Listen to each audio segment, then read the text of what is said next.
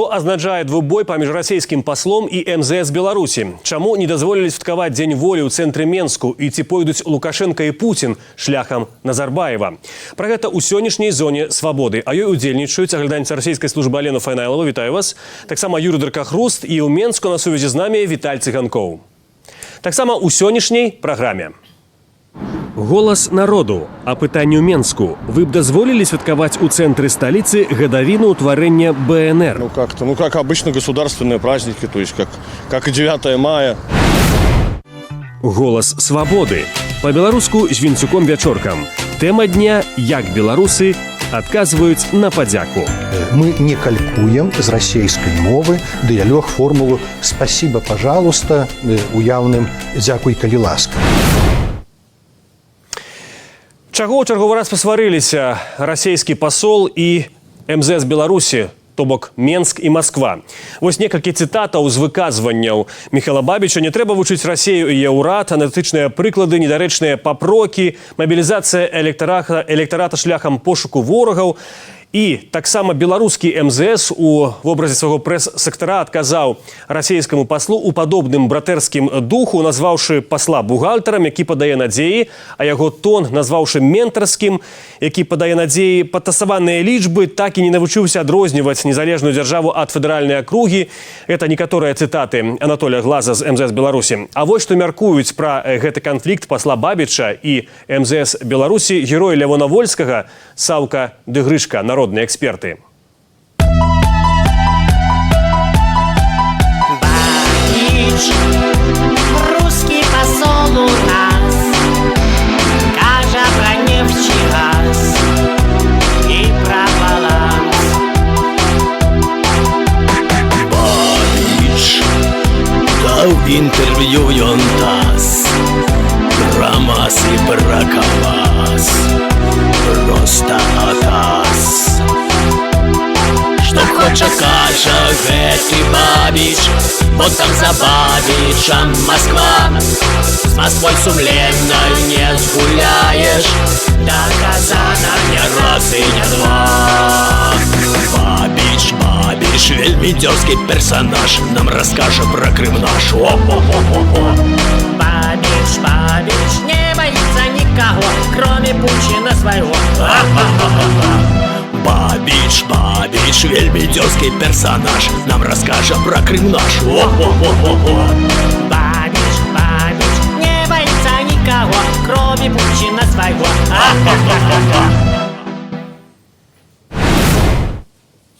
Віталь, гэта адно меркаванне Саўкі і Дыгрышкі. Вы таксама ў нейкім сэнсе народны эксперт. Якое ваше меркаванне, можа, альтэрнатыўнае, чаму пасварыліся Менск і Москва ў чарговы раз? Чаму пасварыліся Менск і Москва? Можна задаць гэтае пытанне і 2002, і 2010, і 2015. Гэта вечная тэма ад часоў мух і котлет. Это, нагадаю, выказванне Путина і тэрарызма на дзяржаўным узроўні. Это, нагадаю, выказванне Александра Лукашэнкі. З тымі ці іншымі перапынкамі Менск і Москва сварыцца. Патлумачыць это даволі лёгка. Ёсць такія супрацьлеглыя жаданні і супрацьнакіраваныя памкненні. Адна, это Москва, жадае ад Менска як мага большай геапалітычнай паслухмянасці за як мага меншыя грошы з боку Москвы. Менск, адпаведна, жадае супрацьлеглага, як мага меншай геапалітычнай паслухмянасці, большай геапалітычнай свабоды і пры гэтым за большыя дапамогі грошы, іншымі словамі, з боку Москвы. Ясна, што гэтыя памкненні, якія стратэгічныя, якія вечныя, яны час ад часу уступаюць канфлікт, в залежнасці ад ужо канкрэтнай сітуацыі і канкрэтных дзеянняў, в дадзеным выпадку канкрэтнага новага, даволі актыўнага, пасіянарнага, я б нават сказал, расійскага амбасадара. Так што з яго прыходам абастрэння гэтых супярэчнасцяў яно было чаканае, яно аб'ектыўнае, яно будзе працягвацца, і тут яшчэ, безумоўна, вступае ў сілу фактор выбарчай кампаніі ў Беларусі, а падчас такіх кампаніяў такія рэчы заўсёды абастраюцца, паколькі, акрамя ўсяго, Александру Лукашэнку трэба паказаць свайму электарату, што ён змагаецца за сваю дзяржаву, што ён ёй аднаасобны кіраўнік, ніякая Масква яму не ўказ. І, акрамя таго, дарэчы, як слушна заўважыў сам спадар Бабіч, ну, элемент прысутнасці, скажем, в ідэалогіі нейкага знешняга ворагу, ён таксама заўсёды ёсць выбарчай кампаніі. Дякую, Віталь. Алена, вось Михаил Бабіч у сваім інтэрв'ю некалькі разоў паўтарыў такі тэзіс, што Расія корміць Беларусь. І пра гэта, ў прынцыпе, у рознай ступені далікатнасці ўжо неаднаразова выказваліся пра гэта і Владзімір Пуцін, і Дмітрый Медведзеў, іншыя расійскія палітыкі. Скажыце, вось як голас народа, жывых расейцаў па-за Крамлём, ён такі самы, што мы кормім беларусаў, а можа, калі кормім, то і слушна, што кормім таму, што за саюз трэба плаціць сваім саюзнікам? Я, если можно, начну с комментария вот по поводу рисунка поведения посла Бабича. Это абсолютная, коллеги, такой стиль гнезда Сергея Лаврова. Вот это то, как ведут себя русские дипломаты сейчас просто везде. То есть Мария Захарова – это такой флагман вот такого поведения. И Бабич просто продолжает эту линию русского дипломатического пиара. А что касается кормления, то я бы сказала тут так. Газ или сыр? Русский человек сказал бы, что это белорусы кормят Россию. И, кстати говоря, бухгалтер Бабич был не так уж не прав, когда в своем выступлении сказал, что когда он обозначил цифру белорусского импорта в Россию, ну, действительно, человек приходит и видит белорусские товары. Все, что попало в санкционный список, то есть сыры, молочные продукты, колбасы, все это теперь у нас белорусское, и вот человек с улицы был бы страшно удивлен, если бы его попросили, ну, вот об этом поговорить. Насколько я знаю, по комментариям специалистов, которые говорили о русском газе и цене на него, о способах кредитования, что да, есть такое мнение, что Лукашенко в свое время заключал с Кремлем такие договоры, которые сейчас Белоруссию ставят в довольно уязвимое положение при попытке любого экономического шантажа. Но я не являюсь специалистом вот по этой финансовой части, а отвечая вам просто и прямо на вопрос, кто кого кормит, у русских полное убеждение, что это белорусы теперь их кормят. Это цікавае меркаванне. Юры, а вось цяперашні крызіс, які мы назіраем, ён пачаўся яшчэ ў мінулым годзе у снежні ад выступу Дмітрия Медведзева ў Берасці, калі ён сказаў, што або беларусы як бы больш паглыбляюць інтэграцыю з Расіяй у саюзную дзяржаву, або хай не просяць больш, чым маюць. Тым не менш, цяпер вуснамі свайго пасла Расія кажа нешта зусім іншае. А вось які адказ Менску на гэта? Ну, тут пару словаў я дадам да таго, што вот сказала Алена. Сапраўды спадара Бабіча паслалі, гледзячы па ўсім, на ролю, так бы мовіць, злога следчага ці злога паліцэйскага. Ён будзе, і ён это робіць, ён будзе вельмі рэзка абсекаць любыя аргументы беларускія, прыводзіць контраргументы, і ён будзе насамрэч абвастраць пазіцыю Масквы нават больш, чым яна ёсць, ці чым яна ёсць у Пуціна. Калі Медведзеў гаворыць, што, братцы беларусы, давайте мы ці будзем бліжэй інтэгравацца, фактычна злівацца, ці давайте будзем так, як зараз ёсць, то Бабіч гаворыць так: ці мы будем з вами злівацца, ці вы не атрымаеце і таго, што вы маеце зараз. Мы вам обрежем нафту, мы вам обрежем нафтопродукты, мы вам обрежем газ, мы вам обрежем доступ на российский рынок. Это все вы маете, и вы не будете этого иметь, мы будем это все у вас отбирать. И в этой ситуации уже как бы Медведев, ну асабліва Путин, уже как бы разлік на тое, что белорусы подумают: боже, да лепш уж гэтае. Вот. Насамрэч, это абсолютно продуманная, так бы мовить, свядомая гульня. Вот. И это, да, это такая форма ціску. Звычайно, дыпламаты все ж таки как бы спрабуюць, ну, как бы полагодить ситуацию. Тут никакого полагоджения нема. Тут есть только вот это вот таки наступ. И, я мяркую, это таксама разлік уздзеяння на грамадскую думку беларускую. У тым ліку и на думку, ці не ў першую, разлік на чынавенства. Вот есть такая Москва, вот ее аргументы Москвы. И вот как бы это вам не першы канал.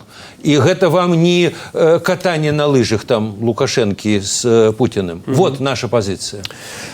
Дарэчы, вось апроч іншага, пасол Бабіч яшчэ зусім недавно казаў, што ёсць тонкая мяжа паміж беларусізацыяй і дэрусіфікацыяй. Летась улады Беларусі дазволілі ў цэнтры Менску святкаванне юбілею 100-й гадавіны Беларускай Народнай Рэспублікі. Тады ў святкаваннях узялі ўдзел 1000 людзей.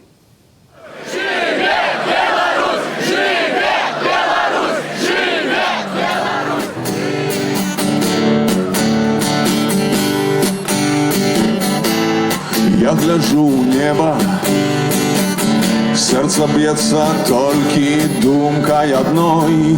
Я гляджу ў неба, там шлях апошняй песні маёй. Гляджу я ў неба, побач з ёй лунае светлы анёл. Крыкну я ў неба, будь з намі, калі сюды прывёл.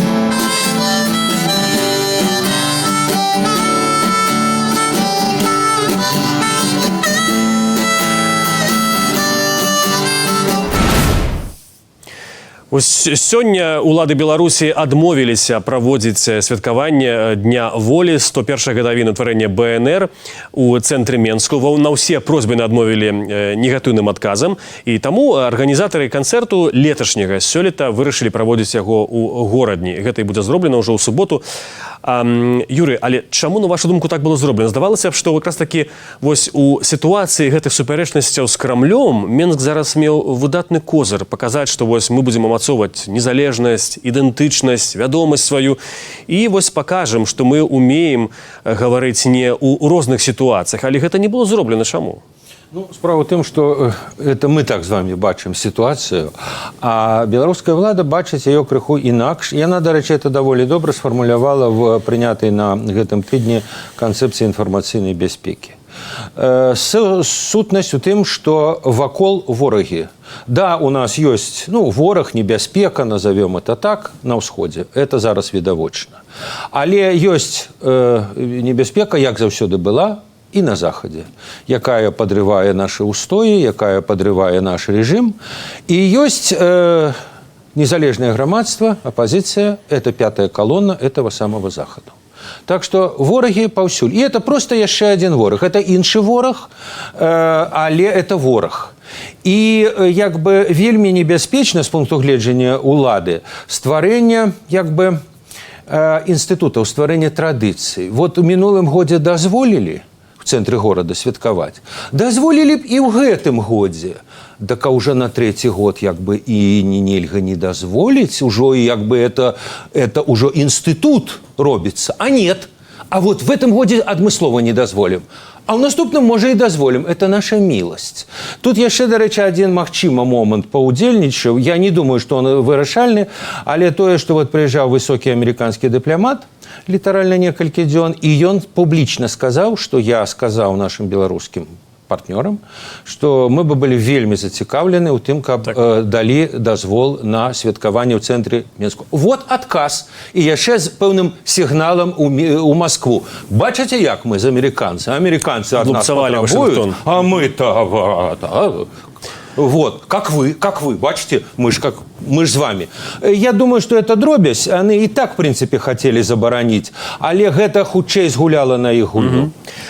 Дарэчы, такое пытанне, ці дазволілі б вы святкаваць гадавіну ўтварэння БНР у цэнтры сталіцы, мы задалі ў Менску мінакам на сталічных вуліцах.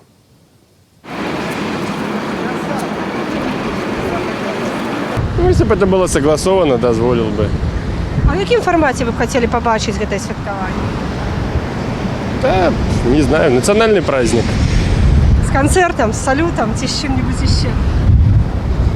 Не знаю, должно быть народное что-то, мне кажется. Не.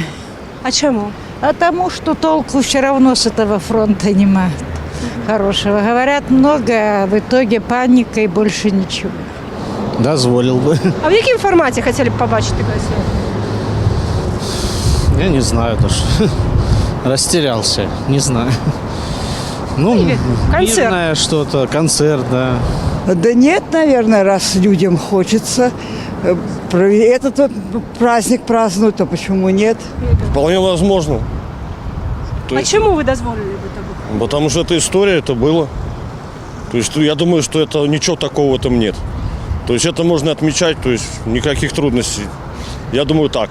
А яким форматі це відмічання мусить бути? Ну как-то, ну как обычно государственные праздники, то есть как и 9 мая. Точно Концертом? так. Да, конечно. С салютом? Да. Я помню прошлые года, что происходило, и как бы если будут такие же ситуации, то что дворы заполнены грузовыми машинами и забирали всех подряд, то я не знаю, поэтому я не хочу как бы даже давать какого-то ответа, может поэтому, потому что я не хочу, чтобы оно так происходило. Как бы разрешили, давайте сделаем все нормально, без вот таких последствий. Віталій, вось на падлікі Бабіча Менск заўсёды можа і робіць гэта, адказвае вельмі радыкальна, часам нават груба. Вось на развагі пра тонкую мяжу няма нават некага прывіду вось на тое, што вось Менск бачыць і збіраецца парушыць гэтую мяжу дэрусіфікацыі. Відаць, такая логіка. То есть, калі пра эканоміку, мы там будзем змагацца, а калі гаворка пра свядомасць, пра ідэнтычнасць, у нейкім сэнсе вось пра гэты фактар незалежнасці, тады мы не пярэчым, таму што мы у гісторыі рускія са знакам якасці. Так выходзіць? Ну, я зноў-такі вымушаны другі раз гаварыць пра тое, што в прынцыпе в гісторыі гэта паўтараецца такімі коламі. Разумееце, кожны раз, калі альбо канфлікт з Масквой, але па нейкіх внутренніх прычынах Лукашенко там раз 5 гадоў скажа некалькі хвілінаў па-беларуску дзе-небудзь выступіць, альбо там недзе павесіць, ведаеце, шыльду, і вось грамадскасць ужо думае, ну вось, чаму бы зараз на фоне пагрозы Масквы, напрыклад, уладам не зрабіць крок насустрач нам, незалежнаму грамадству, апазіцыі, тым больш, што мы ж гатовы, і мы это гадамі абмяркоўваем, а тут улада бац і не робіць. Як правильно сказаў Юра, адзін крок зробіць, а наступны год не. Вот, разумееце, улада адчувае, што калі рабіць саступкі, то потым гэтыя саступкі будуць праглынацца без сялякай удзячнасці, як само сабой належнае, і потым гэтыя апазіцыянеры, там незалежнае грамадства, беларускамоўныя будуць патрабаваць новых саступкаў. І таму улада вось дазволіла, а тут не дазволіла. Ці, напрыклад, памятаеце выбары? Пропустила на парламентских выборах двух, можно сказать, оппозиционных депутаток. И все уже думали, вот что зараз наступный крок про либерализацию будет на местных выборах. Фигушки, на местных выборах ни одного не пропустили по всех там тысячах местных депутатов, яких обрали. Так что улада заўсёды гэта разумее, что не будзе она рабіць кроки запровод менавіта ў гэты бок, каб менавіта не падымаць гэту планку чаканняў. А якія, скажем, абмежаванні, вот она ніколі, цяперашняя ўлада, кожная дзяржава гэта свой пэўным сэнсе гістарычна канцэптуальны канструкт. Ад монархії да ЗША, які випираються на Декларацію незалежності Конституції, ёсць заўсёды ідэалагічны і гістарычны канструкт. Вот для гэтай улады Александра Лукашэнкі гэта канструкт опираецца на савецкае мінулае, на тую ж самую ідэалагічную дружбу з расійскім народам, што мы, так сказать, руская мова это наша мова на двумоўнасць, при тым, што адна мова реально дзяржаўная, а другая так, як кажуць, як ікона дзе-небудзь в куточку, это беларуская мова. Она ёсць на всякі выпадак. І вось гэты канструкт, які сённяшняя ўлада, я лічу, пакуль яна існуе, не гатова кардынальна разбурыць. Канструкт савецкасці, савецкай мінуўшчыны і дружбы з Расіяй. Дзякуй, Віталь. Алена, вось паводле соціалагічных апытанняў расійскіх цэнтраў, такіх як ФОМ, Левада, Беларусь з'яўляецца, на думку саміх расейцаў, самай дружалюбнай краінай да Расіі. А ці можна пры жаданні вось нейкай масіраванай атакай прапаганды змяніць гэты вобраз? Украіна таксама калісьці была пару гадоў таму дружалюбнай краінай адносна Расіі, але цяпер там бандераўцы, нацыяналісты, фашысты. Ці можна з беларусаў вось такой, здавалася, спакойнай, памяркоўнай нацыі, дружалюбнай да Расіі стварыць вобраз ворага у вельмі кароткі адрезак часу? Коллеги, я скажу да. К сожалению, мы это видели на примере Украины. Это можно сделать за короткое время, вытащить какой-нибудь миф, как был вытащен миф о бандеровцах, которых все уже 100 лет назад забыли. Все сразу забудут и про союз, и про белорусских партизан, и про ход Второй мировой войны. Я думаю, что, собственно, очень просто было бы сделать врагов из белорусов. Из Лукашенко же несколько раз уже делали врага. Виталий правильно вспомнил, там и 2-й год, и 10-й, и 15-й, когда каким-то образом Лукашенко начинает себя вести. неудобно по отношению к Кремлю, и сразу же включается российская пропаганда, и сразу же из телевизора, ну, если не из каждого утюга, то по Первому каналу какой-то компромат, почему батька нехороший. Я думаю, что, увы, это легко. При том, что, да, я соглашусь, все соцопросы показывают ровное хорошее отношение к белорусам, но способы манипуляции, военная пропаганда российская оказалась очень эффективна. То есть буквально достали из-под сукна старые советские рецепты и по ним, по этим лекалам действовали, в том числе и против собственного народа. Военная пропаганда никогда до Крыма не работала против собственного народа. И это вот такой первый, можно сказать, беспрецедентный вопиющий случай. Так что, увы, да, это возможно, я думаю. Давайте яшчэ пра одну тэму, сенсацыю сусветнага маштабу, адстаўку лидера Казахстану Нурсултана Назарбаева. Дорогие казахстанцы, соотечественники, соратники, сегодня я обращаюсь к вам, как это делал всегда в самые важные моменты истории нашего государства, которые мы вместе строим. Но сегодняшнее обращение мое особое. Я принял непростое для себя решение сложить с себя полномочия президента Республики Казахстан. Юрыэксперты кажуць, што ў прынцыпе гэтая адстаўка насамрэч ніякая не адстаўка, што ён не зусім сыходзіць, она можа інакш зусім не зыходзіць. І прыгадваюць пэўныя аналогіі з лідарамі Сінгапуру, у Кітаі прэзідэнт Сяопіна.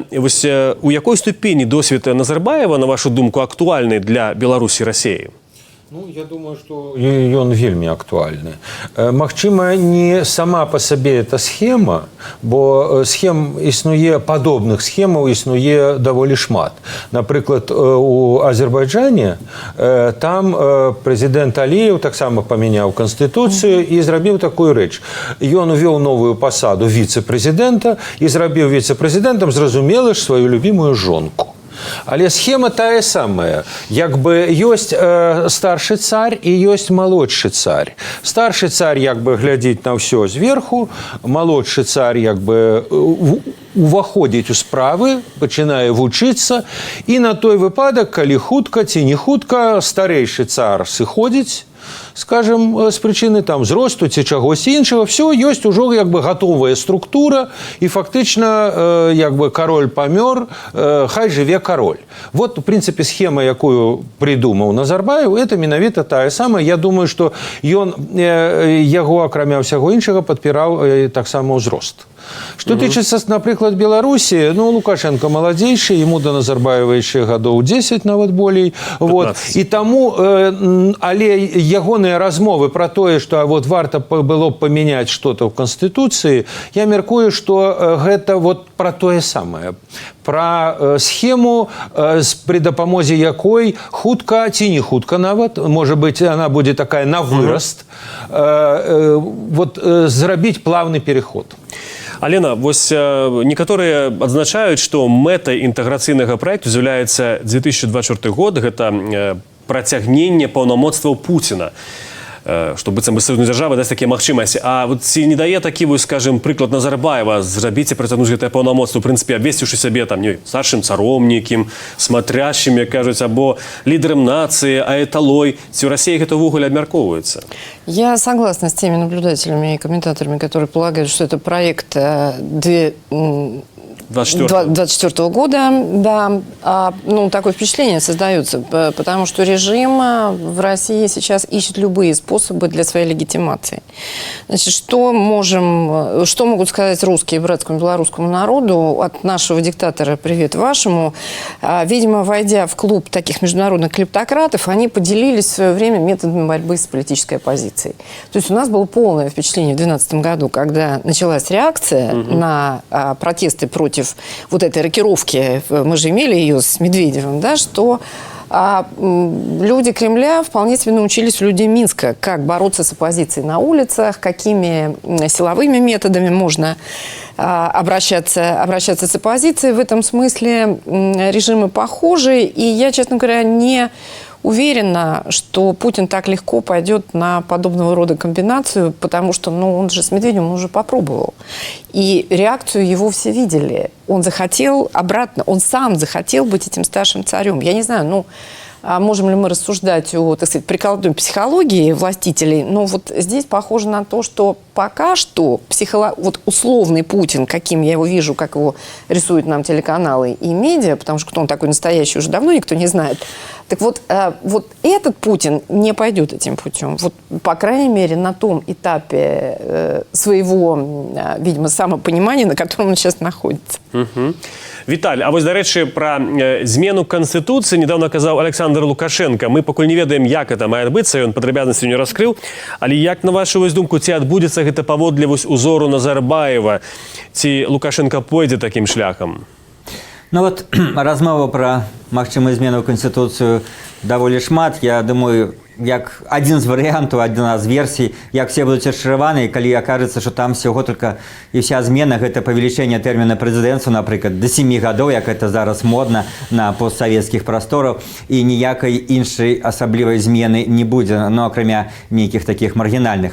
Ну, але што тычыцца прыкладу Назарбаева, то мы зноў-такі, як все удзельнікі нашай перадачы ўжо сёння адзначалі, павінны гаварыць пра нейкія псіхалагічныя моманты, і што тычыцца нашага персонажа, за якім мы назіраем 25 гадоў, то все гэта назіранне і аналіз яго дзеянняў, ну, мне, напрыклад, дае падставы сцвярджаць, што ён не той чалавек, які будзе задавольвацца роляй нейкага там другога кіраўніка з боку, за кулісаў там, ці нават кіраўніка з іншага кабінета пры фармальным нейкім першым. Мне здаецца, гэта роля зусім не падыходзіць для Александра Лукашэнкі, весь его характар, вся его особа гэта падкрэслівае. Недавнія словы сваім міністрам, што тут у нас толькі один палітык, он паўтарыў гэта, што казал яшчэ гадоў 10 назад першы раз. Вы все астатнія не палітыкі, палітыку пакіньце мне. І вось такі чалавек будзе ў нейкай ролі Дэн Сяопіна. Мне здаецца, гэта не для яго роля. Ён альбо будзе заставацца абсалютна ўсеўладным кіраўніком, альбо ўжо па той ці іншай прычыне, ці сам захоча, ці там па прычыне фізічнага стану сыдзе, но таксама, напэўна, сыдзе ўжо канчаткова, в сэнсе не будзе там нейкім дарадцам, нейкім старшынём Рады бяспекі.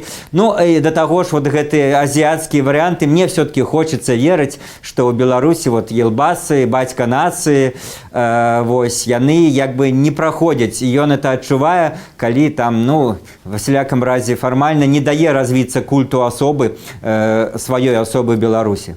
Віталь, тады ў чым сутнасць гэтых вось, скажем, абяцанняў змяніць Канстытуцыю? Гэта зноў жа адцягванне часу нейка, каб мы вось гаварылі пра гэта, не звярталі ўвагу на нейкія рэчы, на которые не хацеў бы Лукашенко, каб мы звярталі ўвагу?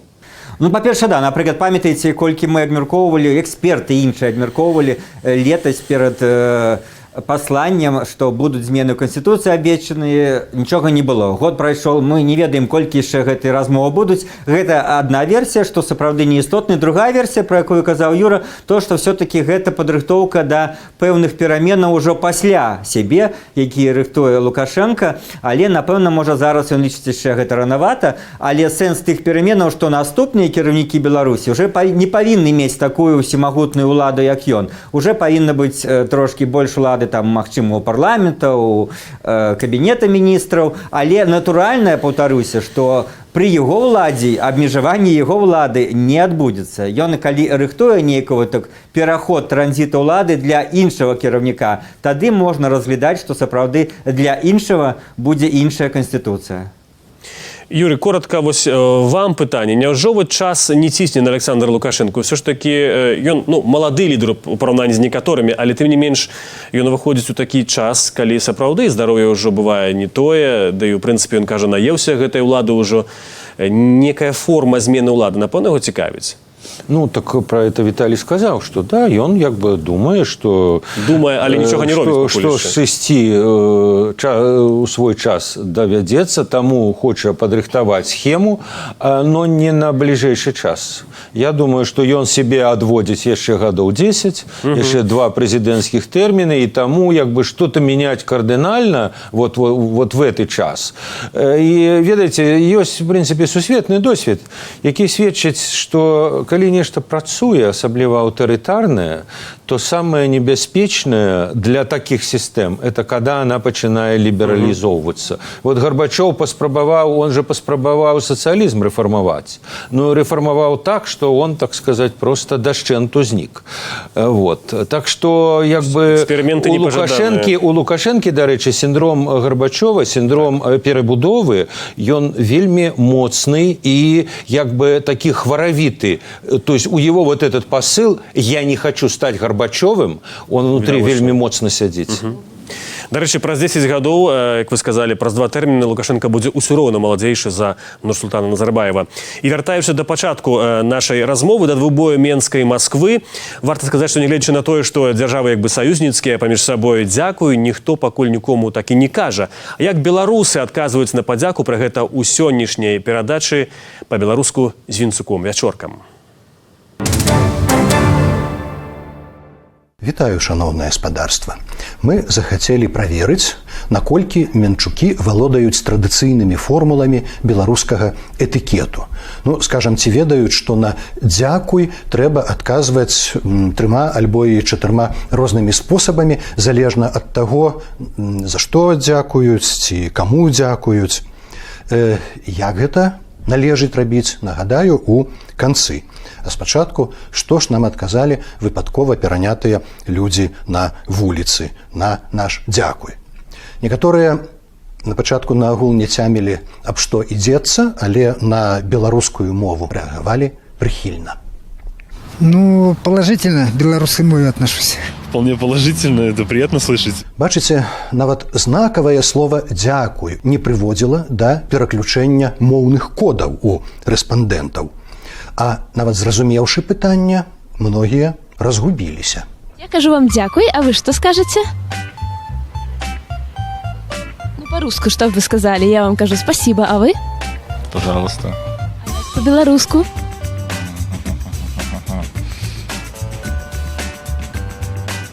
Не помню. Бадай што ўпершыню у практыцы нашых моўных вулічных апытанняў мы натрапілі вось на такое. По-белоруску? Прошу прощения. Секундочку, до побачення. Это до свидания. Я белорус, но в душе русский. Такія вось дзве душы. Хоць не ўсё так безнадзейна. Ну, на здароўе. Всяго вам лепшага. На здароўе. А яшчэ якія варыянты ёсць па-беларуску? Смачна. Называлі і варыянт «калі ласка». А што адкажаце вы на мае дзякуй? Калі ласка. Калі ласка, может быть? Ой, ё-моё, коли ласка, наверное. Я, честно говоря, давно как-то не общался на белорусском. Мы не калькуем з расейскай мовы дыялог формулу «спасибо, пожалуйста» уяўным «дзякуй, калі ласка». Мы, як я ўжо казаў, адказваем траяка, а то і чацвярака. Вось мы адчынілі чалавеку дзверы, а бо ў яго былі занятыя рукі, і ён кажа: «Дзякуй, наш адказ няма за што». Нават калі і нам цяжка было адчыніць тыя дзверы, і як бы было за што. Няма чаго. Няма за што. Дарэчы, суворы пурыст і знаўца мовы Ян Станкевіч павучаў, што беларусу не даволі сказаць «няма за што», а трэба яшчэ і выбачыцца, што не ўгадзіў ляпей. То бок, дзякую вам, няма за што, выбачайце. Наступная сітуацыя. Накармілі гасцей. Яны кажуць: «Дзякуй, наш адказ на здароўе». Правда, калі есці толькі пачалі, то скажам ім «смачна есці», або, як адна са спадарыняў у апытанні гаварыла, «смачнога», і ўжо госці ў адказ дзякуюць. Трэцяя сітуацыя. Падаравалі дзіцяці цацку. Яно кажа: «Дзякуй, наш адказ расці вялікі або вялікая». Беларускі ветлівы выраз «калі ласка», відаць, некалі была паўнейшая формула «калі на тое будзе ваша ласка», уласцівы ўсё ж просьбам. Зрабіце гэта. Калі ласка. Падайце, калі ласка. Не крыўдуйце, калі ласка. Ну і крытыкуйце нас, калі ласка. Дарэчы, выпускі перадачаў Вінцука вячоркі вы можете таксама не толькі глядзець, але і слухаць у выглядзе гукавых файлаў, падкастаў на Ютубе, на нашым сайце, а таксама на мабільных аплікацыях і не толькі перадачаў Вінцука вячоркі.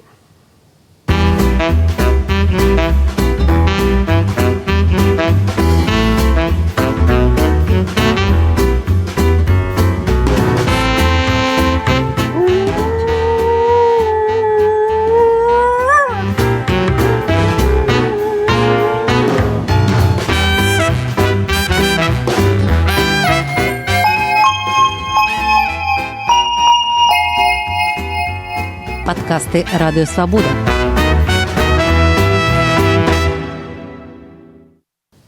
Подписывайтесь на наши подкаст-каналы, калі ласка. На падзяку у беларусаў ёсць розныя адказы на ціск і шантаж, таксама розныя, але зусім іншыя. Такі кантэкст падзею, пра які мы сёння разам з Аленай Фанайлавай, з Юрыем Даркахрустам і Віталём Цыганковым думалі, спрачаліся, шукалі адказы разам.